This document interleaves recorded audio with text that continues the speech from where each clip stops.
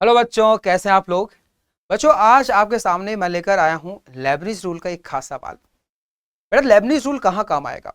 जब भी आपको लगे कि लिमिट्स में वेरिएबल टर्म्स हैं या फिर फंक्शन के अंदर वेरिएबल टर्म्स हैं और वो एक्स के अलावा होनी चाहिए। ठीक है, एक्स के अलावा होनी चाहिए। तो देखो बेटा, यहाँ पे अभी तो क्या है कि एक्स का फंक्शन है, एक्स के रेस्पेक्ट में अगर कोई इंटीग्रल आएगा और लास्ट में आप एक्स की जगह 0 से 1 तक जाओगे तो वो आंसर कांस्टेंट आएगा। तो लेबनिज के द्वारा उसको डिफरेंशिएट करने का कोई तुक नहीं बैठता। तो सबसे पहले मैं इसको किसी और पैरामीटर का भी फंक्शन बना देता हूं। तो इसके लिए किसी कांस्टेंट को उस पैरामीटर से रिप्लेस करना पड़ेगा। तो देखिए, मैं यहाँ पे 2 को ही रिप्लेस कर देता हूं। जैसे मालूम मैं b से रिप्लेस कर देता हूं, अब ये बन जाएगा b का फंक्शन। अब आप सोच रहे हैं कि भाई 2 को ही रिप्लेस क्यों किया? बेटा, उस कांस्टेंट को रिप्लेस करना है जहां पर अगर मैं b की कोई और वैल्यू लूं तो मुझे इस इंटीग्रल की वैल्यू डायरेक्ट पता हो। जैसे सवाल में b बराबर अगर मैं 0 रखूं तो सवाल ऑटोमेटिकली खत्म है। तो कुछ इस तरह से आपको मानना है। तो चलिए, अभी b का फंक्शन है, ये b का फंक्शन है। तो लेबनिज के थ्रू अगर इसको डिफरेंशिएट किया जाए तो देखो बेटा, लिमिट्स में तो कोई वेरिएबल नहीं है तो ये तो एज इट इज रहेगा।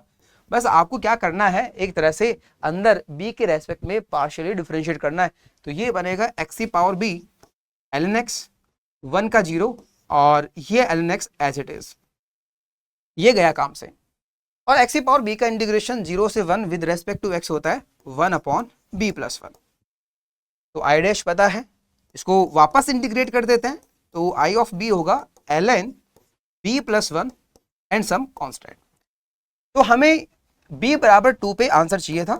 तो b बराबर 2 पे आंसर होगा ln 3 प्लस कांस्टेंट। ये कांस्टेंट क्या होगा भाई?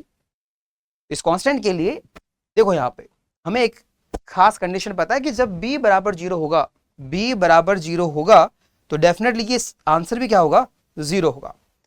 तो यहाँ पे ln 1 है, वो खुद क्या है? एक तरह से 0 होगा, यानी c को एक तरह से 0 के बराबर होना पड़ेगा, यानी इसका आंसर क्या होगा? ln 3 के बराबर होगा। तो यहाँ पे मान लो 4 होता तो आंसर क्या बन जाता? ln 5। अगर 100 होता तो आंसर क्या होता? ln 101। नाउ इसी कॉन्सेप्ट के आधार पर आपको इस सवाल का जवाब देना है।